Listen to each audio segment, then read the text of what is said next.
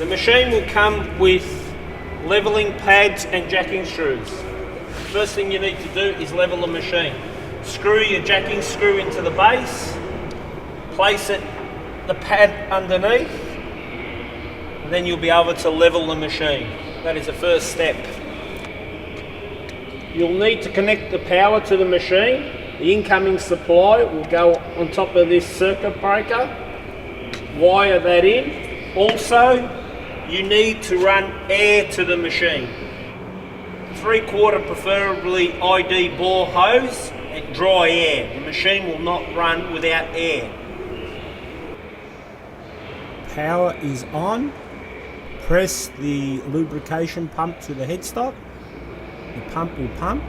There is a sight glass at the top. It will indicate oil flow.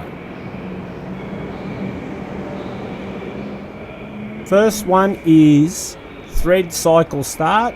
Cycle on. Spindle on. Spindle forward reverse. Constant surface speed. Cycle stop. Inner and outer threading. Spindle stop. Gear change select. Speed for RPM. Jog. Rapid traverse. Auto stop. Speed select. Gear change. Hydraulic system on off. Jog interlock. The gearbox has 4 speeds, also a neutral. Select the gear range you want, 1, 2 or 3. Press speed select. The light will come on telling you it is in gear. The chuck will always inch when you are selecting the speed. If the light is not on, it is not in gear. The spindle is variable speed. Start the spindle and you can wind the pot up and down and the RPMs will go faster and slower.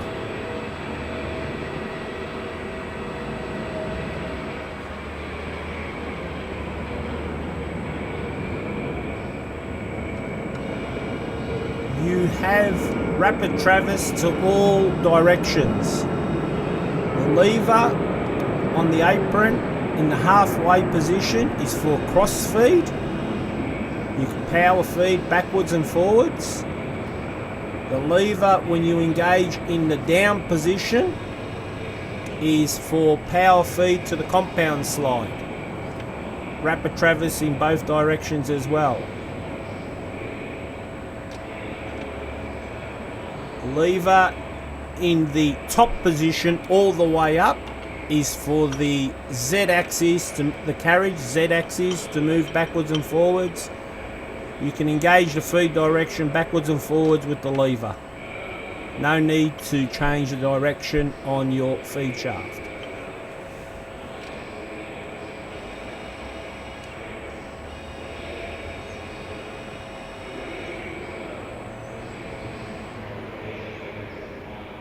Setting your limits for the carriage. Top one is feed stop. Second one is end of threading. Third one is your beginning of threading. And the fourth one is reverse threading. You turn the hydraulic copy on. The x-axis will travel in. It'll move approximately 100 millimeters. You can see me pushing the hydraulic stylus backwards and forwards and it is touching the sign bar. You can use a sign bar or you can make templates to be clamped in there.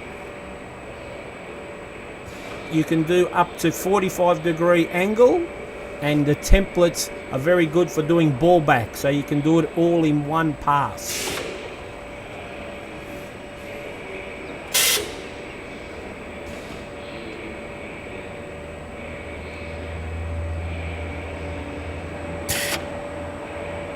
And engaging the half nuts, you can pick any number and you press cycle start for threading.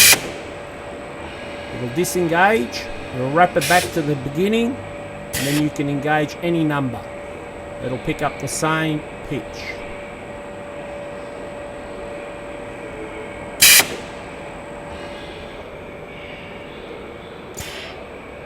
That is threading system on off. When the light is on, you're at the beginning of your thread. You press cycle start, which will engage the half nuts. It is using a pneumatic cylinder.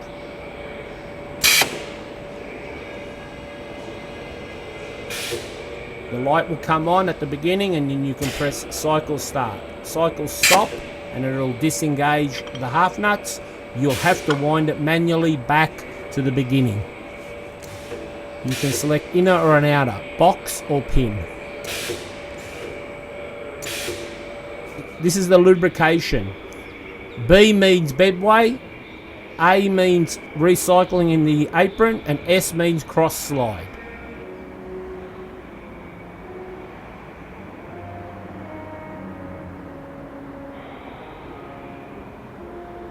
There is a limit switch under the apron to detect the half nuts open and closed. The machine has a jog interlock.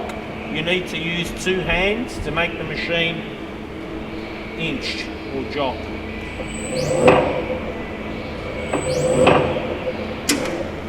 When the chuck door is open, the spindle will not start, it can only jog. Same with the rear.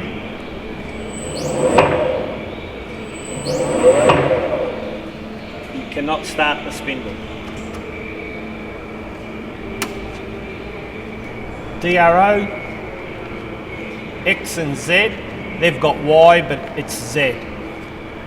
Metric in inches. If you want to set a size count off, 40, I've got 40 mil, press enter, then you wind your cross slide X till it's come to 0 and you've taken 40 off the diameter. So you've actually wind it in 20 millimeters.